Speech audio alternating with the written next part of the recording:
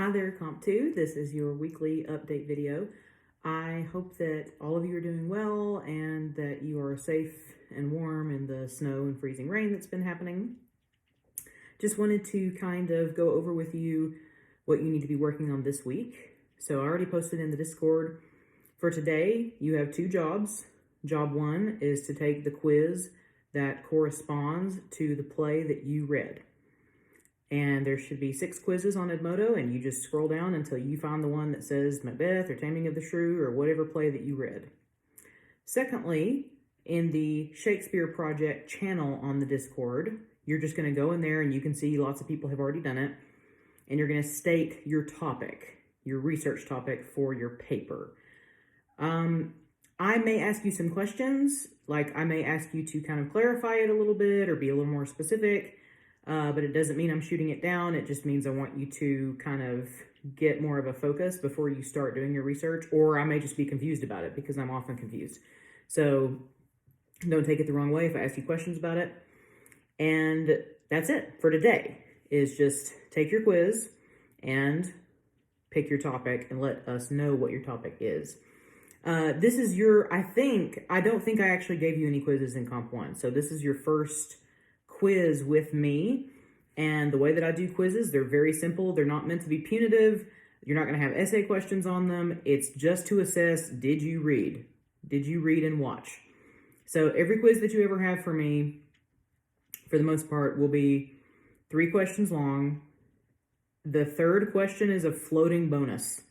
So all you have to do to get your full credit, your full 2 points for the day, is to get 2 out of 3 correct. If you get 2 out of 3 correct, that's your check mark. If you get 3 out of 3 correct, then congratulations, you have just earned extra credit. If you only get 1 out of 3, it's a check minus, so that's 1 point instead of 2, and obviously if you don't get any questions, it's a 0. The quizzes are 2 points apiece, and we're going to have lots of quizzes this term. So bombing 1 quiz is 2 points out of 100. It's not the end of the world, but bombing repeated quizzes, that can really add up and hurt your grade. But it's really, the questions are just meant to assess, did you read and did you watch? They're multiple choice or true false, and that's it. There's no derivation from that format. So I really would not be, I got some questions about the time limit. I've never had anybody struggle with a 6-minute time limit on these. You can technically do these probably in 3 minutes because the questions are kind of, for the most part, you know it or you don't. And again, multiple choice or true false. So, I mean, you really could probably get it done in 3. I just give you 2 minutes per question, and that's how we get the 6-minute time limit. So I've never had any students run into any serious issues with that, and based on the acumen that you've demonstrated, I think you should all be just fine. The quiz will always be posted by 2 o'clock. 2 o'clock is the beginning of my office hours every Monday, Tuesday, Wednesday, Thursday. So they'll always be, whenever you have a quiz, they'll be posted by 2, and then they will always close that same day at 11:59 p.m. So as long as you take the quiz sometime in that window, then you're good. No matter what, though, it does close at 11:59. So like if you forget and start it at 11:57, then you only have 2 minutes to do it because it will close at 11:59. And that's it as far as the quizzes go. I'm trying to think if there's anything else I need to tell you. I don't publish the answers automatically. Edmodo does have the capability to do that, but I don't want there to be a temptation for your friend to contact you and be like, hey, Travis, do me a solid, tell me what those answers were. I just want to take that off the table so that that temptation is not even there. But I will gladly give you the answers to the quiz if you want them. I just won't automatically do it. So if you want to know what quiz answers were, just reach out to me and tell me and ask me, and I will let you know the answers the next day after everybody has taken it. Now, the coming week, from this Tuesday to next Tuesday, and I've been getting my numbers mixed up recently because, as you know, math, not my forte. But as far as I'm aware, next Tuesday is the 23rd. So this is the week of the paper. This is what we've been kind of working up to this whole time. Picking out the play, reading the play, watching the play, so that you can write your paper about this play. And I've had a couple of questions about it. So I am required by the state, it is in the mandate of Comp 2, that I am to assign you a literary analysis research paper for Comp 2. That is like the bulwark of the course. That is the embedded assessment. It is the thing that we have to do. Everything else, we have a lot of freedom, but this is the one thing you have to get done in order to get a Comp 2 credit. So I used to have it at the end of the semester, and then I had a lot of students give me feedback that they would actually rather have it in the first half of the semester because, number one, if they just took Comp 1, which you did, the MLA stuff is fresher on their minds, and number two, they just wanted to get it done and not have it hanging over them the whole time. So that's why we're doing it now in February. And in regard to the last round of Comp 1 research papers, so I mentioned this in my post, and I wanted to clarify this because I didn't want it to sound like passive-aggressive or mean or anything, because I feel like tone can be so hard over, written communication, and you probably are already stressed out enough as it is. So when I wrote this in the post, this is what I meant. Last time with Comp 1, with the research papers, I'm just being factual, they did not go well as a whole. They went badly. And I mean, I handed out, and I'm telling you this to make you feel better so that you know you're not alone, because I think some people took it personally. I handed out more failing grades on that first draft, that first round of papers, than I ever have while teaching here. And it was a swath. More people failed that paper than didn't. So when we get those kind of grades, that's not reflective of you as people. And I want you to understand that. That is not reflective of you as students. That is not reflective of your brains. This is honestly what I truly believe, and we're just making the best of it. But after last semester, for a lot of reasons, I had this opinion before the semester, and I still have it now. I just don't think that Comp 1 or really Comp 2 are classes that are meant to work in an online environment. And so you were shortchanged because you don't physically have me there 2 times a week, practicing in class, working with your study groups, me over your shoulder, you being able to be like, hey, is this comment in the right place, or am I doing this, or blah, blah, blah. Us all meeting together so I can clarify stuff for everybody at the same time. The human interaction is just a huge component. It just is. And so you didn't get that. So the fact that the papers were really rough, it's not your fault. And I'm not pinning that on you. And although I am extremely self-critical and can lean a bit melancholic in this way, I'm not even really pinning it on myself. It just is what it is, and we got through it. And those of you who chose to revise, which actually wasn't very many of you, but those of you who chose to revise at the end of the term ended up with, by and large, much, much, much better grades because you did take the feedback and learn from it and improved. But all that is to say, just because you have made it through one research paper doesn't mean that it will hurt you to go back and review all the stuff that I have put in this post, because it was rough last time and I don't want it to be this rough on you again. So whatever preparation you can do beforehand will be beneficial to you. Unless you were one of those 2 people that squeaked by with an A right out the gate, in which case laurel to you. I would really, really, really recommend you going back and reviewing everything that I've posted here. Quote integration, a lot of issues with that, basic punctuation, but especially MLA. So this is your MLA research paper. I cannot even tell you the amount of papers that I had. I mean, it was probably 80% that just did not have in-text citations at all last time. And I have said this every way that I know how. MLA, there's 2 components, and you have to have them both. You have to have the works cited page at the end, but you also have to have the in-text citations throughout the paper. Every time that you reference something that did not come from you, at the end of that sentence, you need an in-text citation. And the only case in which you don't need it at the end of each sentence is if you have one whole paragraph where you just quoted from one source, or you just referenced one source, and then it can go at the end of that paragraph. But that concept did not get through last time. And again, not your fault. Not the ideal mode of instruction here. So please, if you got marked for that, if you got comments about that, please look at the videos about in-text citation, look at the MLA sample paper, look at the Purdue OWL, look at the articulate model that Robin Leib put together. That was for you, specifically for Rhone State students. And I would tell you to dive into those resources before you start writing. Also, I posted last week the document, the video and the PDF document from Heather Doncaster about how to find sources from the library. This paper is a little different from the last one because there's, like I said, there's a really specific type of resource that you're going to be using for this. This is literary analysis, so this is scholarship.